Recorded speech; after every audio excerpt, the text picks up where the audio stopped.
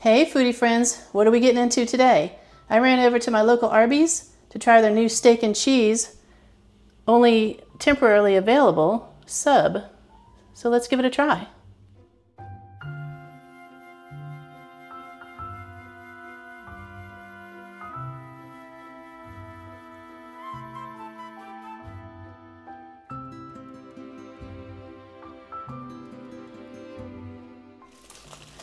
So I got the monster one. They had two prices. It was 8 something and 12 something. As you see on the receipt, I got the bigger one. He said, do you want the pound or whatever? I couldn't really hear him. I just said I want the bigger one. So this is the one that I'm looking for because Brian's going to share it with me here in a minute and give his thoughts. So let's chop it in half. I was going to eat it there because it'd be more fresh, but their dining room was closed. I don't really know why. It looked like nobody was there. So I'm beginning to think the poor guy that took the order, took the money, is also the cook. But it does look very good. It looks like the pictures that I've seen. Just be careful when you peel off the wrapping. There's some foil. Just make sure that's not in it. So cutting it open, it looks really nice. I actually didn't look at the ingredients, but it looks like it's got some sweet peppers in there, onions, definitely sauteed. You can see the cheese look like it's all through it. So let's try it with the bread, and I'm going to try it without and just try it in different ways to see how it tastes.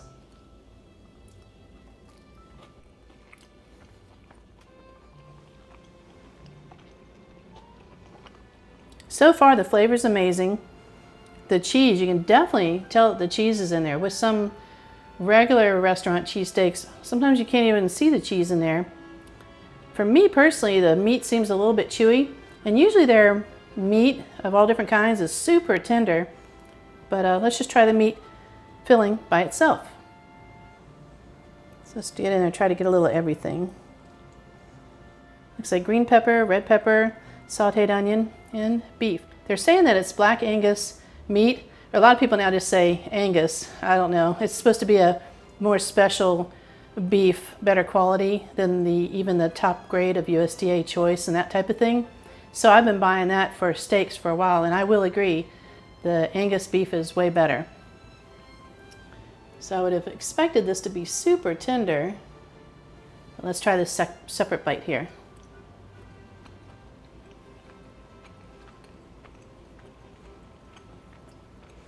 That's much more tender.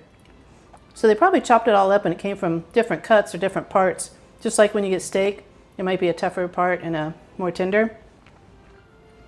That's way better. So now, let's open up the bun and see. I can't tell if there's like a mayonnaise or if that's just the cheese. See if you can see that okay. But it's definitely not toasted. It'd be nice if they toasted the bun. It's just a regular soft bun. But at least when you bite into it, everything doesn't go squeezing out like some buns that are too tough. And it looks like they sprinkled in some pepper. And you know what I meant to do, and Brian reminded me, is to measure it, but I did take one bite out of it, but this is back together again. So let's measure, because I didn't see sizes, I didn't see much except for the price. So measuring it,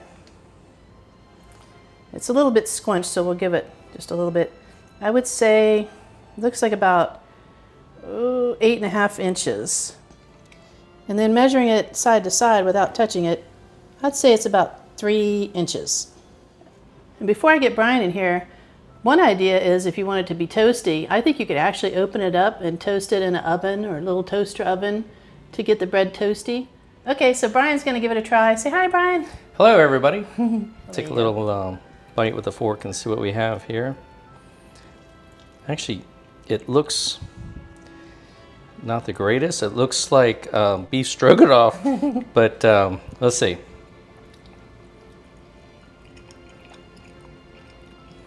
Flavor, tenderness or not tender? Yeah, it has a good flavor and it's tender. Trying to see if there's anything in here like green peppers, and looks like there is some kind of a pepper. There's one there. It's a red pepper. Yeah. It's got some onions, I can see that. Yep, and there's something else in there. I'll give you a hint, there's green peppers in there too. Green, okay. All right, let's take a bite and see what it's like. The bread, I can feel it. It feels very soft. So the meat doesn't squish through. For Arby's, that's exceptionally good. I'm surprised. I like their ham and cheese sandwich the best, but this is really good. I wouldn't say it's like going to a restaurant that does steak and cheese, but it's good for an Arby's steak and cheese sandwich. I like it just the way it is. If you toast a bun, maybe, but you run the risk of, I don't know, maybe overcooking the meat somehow. But if the meat was a little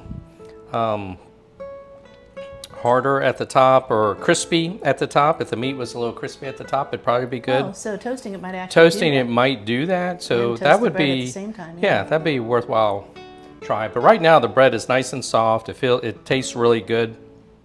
So Brian did have a great idea of just toasting it in the oven, and let's go ahead and give that a try.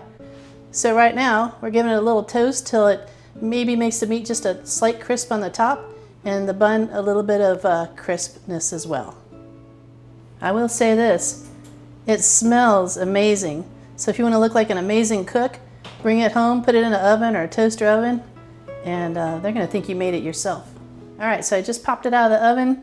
It's blazing hot. I got the bread a little more crunchy, a little bit more of a crispness to it. I put it on 350 for just a few minutes. I saw this just starting to sizzle, so I can't tell you how long to leave it, but let's give it a try this way. It's still so hot, I'm just going to cut it with a fork and knife. I'll still get the idea. All right, so I tried to get as much of different things on there as I could. Let's try it toasty hot.